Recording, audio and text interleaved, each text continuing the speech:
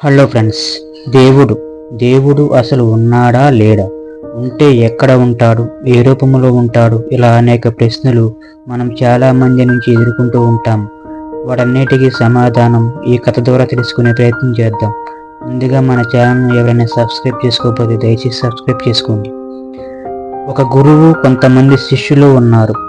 అక్కడికి ఒక అజ్ఞాతవాసి వచ్చి దేవుడు ఉన్నాడా లేడా అని గురువుగారిని ప్రశ్నించాడు.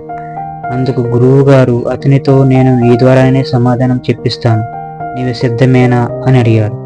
దానికి ఆ వ్యక్తి, అలాగైతే ఇప్పుడే మిమ్మల్ని గురువుగా స్వీకరిస్తున్నాను, ఇక మీరు ప్రారంభించండి అని వినయంగా చెప్పాడు. వెంటనే గురువుగారు వేరొక శిష్యుని పిలిచి చెవిలో పంచదార కలిపిన నీరు ఒక గ్లాసు తెమ్మని చెప్పాడు. శిష్యుడు తెచ్చి గురువు గారి చేతిలో పెట్టాడు. ఇప్పుడు గురువుగారు ఆ వ్యక్తిని పిలిచి, ఈ గ్లాసులో ఏముంది అని అడిగారు. ఆ వ్యక్తి గ్లాసులో చూసి మంచినీరు అన్నాడు. అందుకు గురువుగారు, సరిగా చూసి చెప్పు, కేవలం మంచినీరేనా అని అడిగారు. అప్పుడు శిష్యుడు, అవును గురువుగారు, కేవలం మంచినీరే అని చెప్పాడు. గురువుగారు, అయితే ఒకసారి త్రాగి చెప్పు అన్నారు. శిష్యుడు నీటిని త్రాగాడు. అప్పుడు గురువుగారు, ఇప్పుడు చెప్పు, అది ఏ నీరు అని ప్రశ్నించాడు. అప్పుడు శిష్యుడు, గురువుగారు, ఇది పంచదార కలిపిన నీరు అని సమాధానం ఇచ్చాడు. అప్పుడు గురువుగారు, మరి ఇందాక కేవలం మంచినీరే అని చెప్పావు, ఇప్పుడు పంచదార కలిపిన నీరని అంత ఖచ్చితంగా ఎలా చెప్తున్నావు అని అడిగారు. అప్పుడు శిష్యుడు, ఎలా అంటే అంతకు మునుపు కేవలం నీటిని మాత్రమే చూసి అందులో కరిగి ఉన్న పంచదారను చూడలేకపోయాను. అది కేవలం మంచినీరని పొరపాటు చెప్పాను. కానీ ఇప్పుడు నీటిని త్రాగాను. నీటిలో ఉన్న పంచదార రుచి అనుభవించిన తర్వాత ఇది పంచదార నీరని ఖచ్చితంగా చెప్పగలుగుతున్నాను అని సమాధానం చెప్పారు. అప్పుడు గురువు గారు వెంటనే, అంటే అనుభవపూర్వకంగా తప్పితే అది పంచదార నీరు అని నీవు తెలుసుకోలేకపోయావు అంతేనా అన్నాడు. అప్పుడు శిష్యుడు, అవును గురువు గారు అని సమాధానం చెప్పాడు.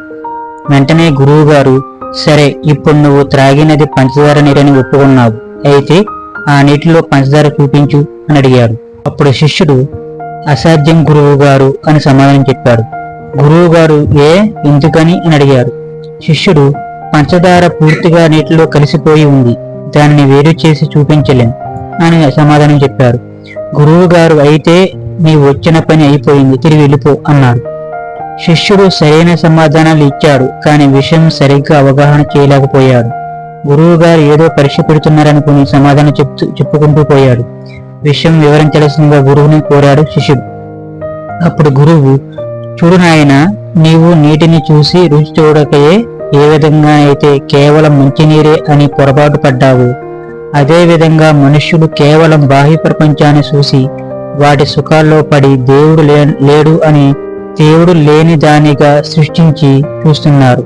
కానీ నీవు నీటిని త్రాగి అందులో తీపి రుచిని అనుభవపూర్వకంగా తెలుసుకున్నావు. అంటే ఎవరైతే తమ ప్రయత్నం ద్వారా దేవుని ఉనికిని తమ అనుభవపూర్వకంగా తెలుసుకుంటారో వారికి దైవం ఉన్నదో లేనిదో సత్యం తెలుస్తుంది. పంచదార నీరు త్రాగేవారికి తప్ప మిగతా వారందరికీ అది మంచినీరే.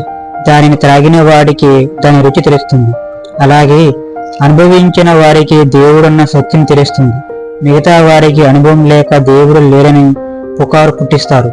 ఇంకా నీవు దేవుడంటే చూపించమని ప్రశ్నిస్తే, నీవు ఏ విధంగానైతే నీటిలో కరిగిపోయి నీటితో కలిసిపోయి ఉన్న పంచదారను నీటి నుండి వేరు చేసి చూపించలేవు, అదే విధంగా ఈ సృష్టి అంతా నిండిపోయి సూక్ష్మాది సూక్ష్మ రూపంలో అణువణువు వ్యాపించి ఉన్న భగవంతుడు ప్రత్యేకంగా వేరు చేసి చూపించలేము.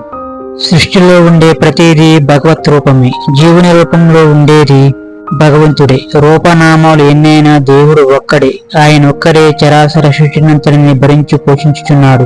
నీవు, నేను, ఈ చెట్టు, పుట్ట, వాగు, వంక అన్నీ భగవంతుని రూపాలి.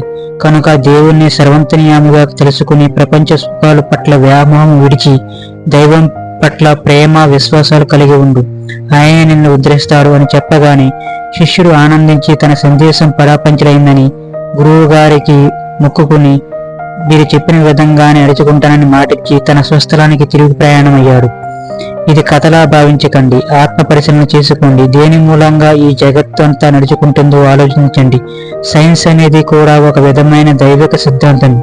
శక్తిని సృష్టించలేం, నశింపచేయలేం అని సైన్స్ చెప్తుంది. ఏమంటారు ఫ్రెండ్స్? ఈ విషయం మీకు నచ్చినట్లయితే ఈ ఛానల్ సబ్స్క్రైబ్ చేసుకోండి.